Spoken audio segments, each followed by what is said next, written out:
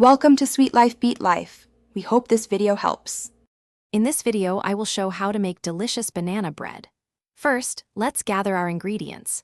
You'll need about 3 to 4 very ripe bananas, 1 1/2 cups of all-purpose flour, 3/4 of a cup of granulated sugar, and 1 large egg. Don't forget 1 teaspoon of baking soda, a pinch of salt, and 1/2 cup of melted butter. Preheat your oven to 350 degrees Fahrenheit to get started. Now that you have your ingredients ready, it's time to mix. In a large bowl, mash your ripe bananas until mostly smooth, leaving a few small lumps for texture if you like.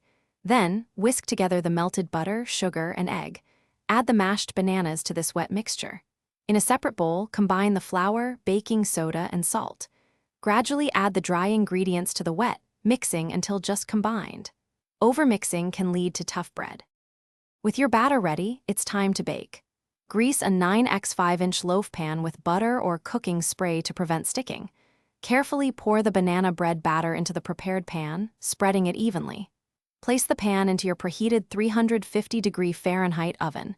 Bake for approximately 50 to 60 minutes. To check for doneness, insert a toothpick into the center. It should come out clean. This indicates your bread is perfectly baked.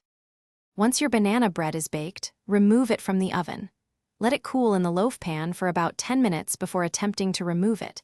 This helps the bread set and prevents it from breaking apart. After 10 minutes, carefully invert the pan onto a wire rack to allow the bread to cool completely. Slicing it too soon can make it crumbly. Enjoy your homemade banana bread with coffee or as a sweet treat. Don't forget to check the description for a link to the new Kindle Paperwhite and other great deals. Thanks for watching. Consider subscribing if we helped you.